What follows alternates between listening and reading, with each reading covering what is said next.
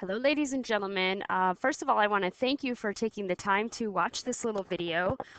It's going to help you on that quiz tomorrow, make sense of all the things that we've been learning. And then, like I said, hopefully you'll do a little bit better on that quiz because you took some extra time to get prepared, okay? One of the biggest things that a lot of students struggle with is how do you prepare for a math class? And it does involve looking back at your notes and really being able to summarize what are the big important things that we learned, and of course doing that extra practice is going to be very beneficial. So one of the things that got me through some classes in college was of course doing extra problems, looking at if we were assigned the evens, doing the odds as well. Those sorts of things really help better prepare you for different types of problems that you'll be asked to solve.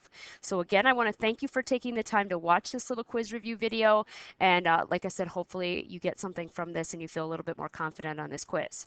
So the first thing we should probably look at is where we've been and what things are going to be on the quiz.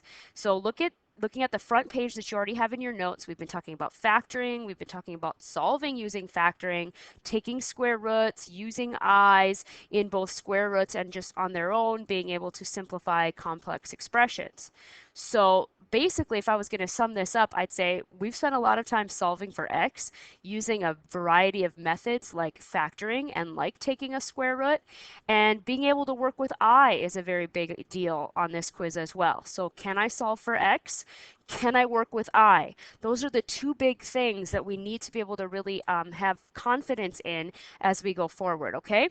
So I want to do a few extra problems involving, well, basically these two big categories, solving for x and working with I. And here are some of those. So big deal number one, like let's say we just have to work with I. What does that look like? How do I do that?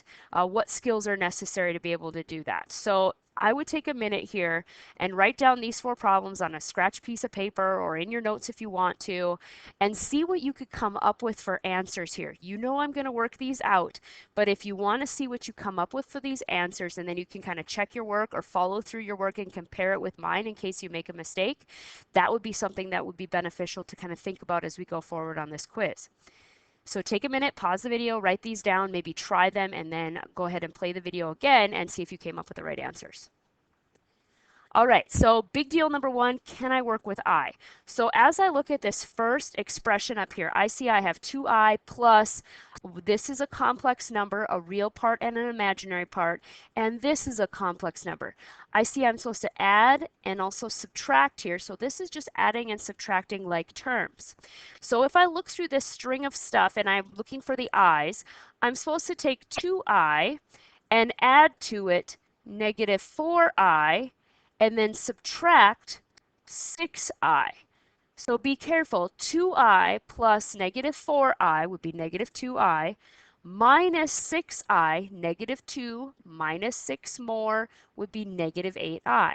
So I know just by combining like terms that I'm going to have negative 8i's. Well, now let's look at the regular numbers. Real number part 3, I'm supposed to subtract 2 from that. That would give me the number 1. So my answer to this one in a simplified form is 1 minus 8i. Okay, now going over here to the right, I'm supposed to now multiply these two. That's what this question is asking me to do. There's no plus sign in between the parentheses or minus sign. That implies multiplication. With multiplication, you don't just look for like terms. You multiply every piece times every piece. So double distribute. So 3 times the 2 becomes 6. 3 times 6i becomes 18i. Negative 4i times 2 becomes negative 8i. And then negative 4i times 6i becomes negative 24i squared. Now, remembering what we know about I squared is just a real number, negative 1. So this I squared is really the number negative 1. So what I really have at the back here is negative 24 times negative 1. So I have 6 plus 18i minus 8i, and now that would become positive 24 because negative 24 times negative 1 becomes positive 24. So if I add my real numbers together here, combining like terms now that I've done the multiplying, I have 30, and then 18i minus 8i, that's 10i. So 30 plus 10i is my simplified answer on that problem. I'm going to go back over here and box this up. Now let's look at the third one here. Now this is an I to a power. So how do I do i's to a power again? One of the things that would be beneficial to know for the test or quiz is what those special four powers of I are. And if you forget them, don't worry. It starts with I to the 0, and if you remember that anything to the 0 power is always 1. Then you already know I to the first will just be I. So you sort of see how you can figure these out. I squared, you've memorized to this point as -1. I to the third is the only one you might not know right offhand. Just remember that's I squared and another I. So I squared times I to the first, that's what makes I to the third.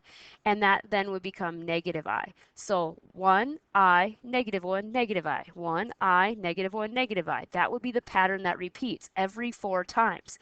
So when I need to simplify something like I to a power, I would say to myself, what is 10 divided by 4? Or in other words, how many times or how many groups of 4 can I make out of 10 I's? So if I had 10 students, how many groups of 4 could I make? I could make 2 groups of 4, right? That would use up 8 students, but I then have 2 people left over and they wouldn't be in a group of 4. They'd have to be a partnership. That remainder of 2, or those 2 left over, tells me, since the remainder is 2, that my answer for I to the 10th is going to be -1. So -1 is what I to the 10th is. Now if I drop that 3 down next to that, now that answer becomes -3. All right, and the last thing we need to be able to do with I is simplify using conjugates. So 4 divided by 2 plus I, in order to rid the denominator of the imaginary part here, we multiply by his conjugate. So 2 plus I has a conjugate of 2 minus I. And I'll multiply the top and bottom by that same thing. So if I multiply the top, 4 times 2 becomes 8. 8 minus 4i. And now if I multiply the bottom, 2 plus I times 2 minus I. 2 times 2 is 4. 2 times -I is -2i. I times 2 is +2i. And I times -I is -I squared. Now remember, I squared is -1, so this is negative a -1, which actually makes him +1. So 4 minus 2i plus 2i plus 1, well, the i's cancel each other out, right? -2 plus 2 would make 0 i's. So on the bottom, I really have 4 plus 1, making that 5. Okay? Beautiful. So I hope you checked your work there and see if you can see any silly mistakes you may have made, but these are your simplified answers when we work with I. Now, the other major part that we've been working on is solving. Solving a quadratic, solving a problem that has an x squared in it. And we've talked about 2 ways to do that up to this point. We've talked about factoring and also taking a square root. So depending on what the problem looks like, one method is preferred over the other one. One method can be done. Now, if you remember in class, we talked about when you factor, you're looking for having an x squared and an x in the problem. When you do square roots, you need to make sure all you see is an x squared. So let's take a look at these 3 examples. Let's decide what we're going to do and then go ahead and do it. So if I look at this first example here, 2x squared minus 8x equals 0. We're either going to use factoring or taking a square root. Same thing with the second or the third. So again, maybe you want to pause the video and try these on your own a little bit first and then play it. If you just watch me work through these right off the bat, you might not know where you still have questions. So I would pause, try them, and see if you can follow along with your steps as I show you how I would solve them, okay? So let's go ahead and solve this first one. I see an x squared and I see an x. This leads me to believe factoring would be the best tool that I can use. Now, because this has 2 terms and they are not perfect square numbers, but what I do notice is they do have a greatest common factor that I can divide out of both of them. What number and letters can I divide out of a 2x squared and an 8x? I could divide both a 2 out of each of those terms and an x. And if I do that, if I divide a 2 and an x away from this first term, that would just leave me with an x because 2x times x would give me the 2x squared, right? And if I take 8x here and I divide it by 2x, well, basically that's negative 8x divided by 2x. That would leave me with negative 4. So I've now factored it, meaning I've broken it apart into two things that would have been multiplied out to make that original problem. And by doing so, I've made two little smaller problems that I can solve by setting equal to the 0. So what if I take the factor 2x and set it equal to 0? How can I get the x alone? Well, I divide by 2, and I get x equals 0 divided by 2 is just 0.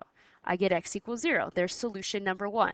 If I take the other part of my factoring problem here, x minus 4, and set it equal to 0, if I add the 4 and add the 4, I get x equals 4. There's my other solution. So two solutions for a quadratic. Let's look at this second example. Again, I see an x squared and I see some regular x's, so I need to get them all together on one side so I can factor. So I'm going to go ahead and factor this, bring the x squareds over. X squared plus 3x minus 2 equals 0. So now how can I go about getting this answer? Oh, sorry guys, I can see a mistake in here. Can we change this original problem back to a plus sign here so that I have to subtract 3x? Oh, wait. Let me check that again. There's a possibility Kincaid may have screwed up here, and this may not factor. And it doesn't. I want this to be a plus 2. Just kidding. So let's leave this. Oh, that's really messy, Kincaid. I know. Just leave this as a negative 3x, but I should have made this be a plus 2. My bad. Fix that. We can do this. So now this is going to be a plus 2 here, guys. And we could still add that 3x over to bring everybody together on one side so that I can factor. Remember, I need to have an equal 0 right here. So now how do I factor this? This has 3 terms, so I'm going to go ahead and take the a times the c, 1 times 2. What multiplies to make 2 and adds to make 3? 2 and 1. So if I multiply, I get 2. If I add, I make the middle term 3. Now I can go ahead and factor this guy. I'm going to rewrite him as 4 terms, 2x and 1x, and then the plus 2 at the end.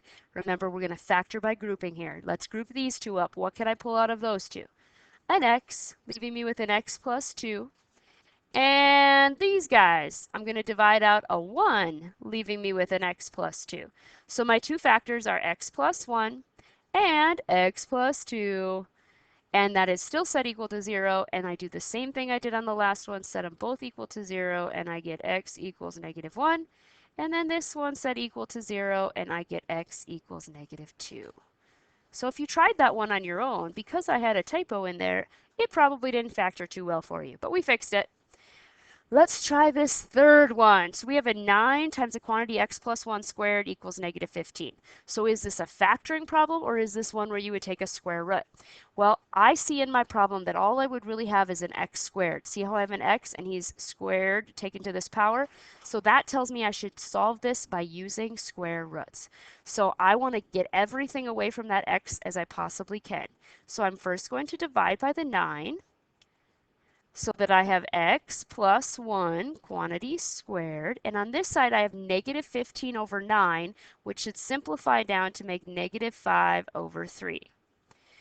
Divide both top and bottom numerator there by a 3 there, and then that simplifies down. Okay, now I need to square root, square root both sides. This side is nice, just an x plus 1. However, this side, now I have a square root of negative 5 over a square root of 3, because you have to square root both the top and bottom, the numerator and the denominator of that fraction.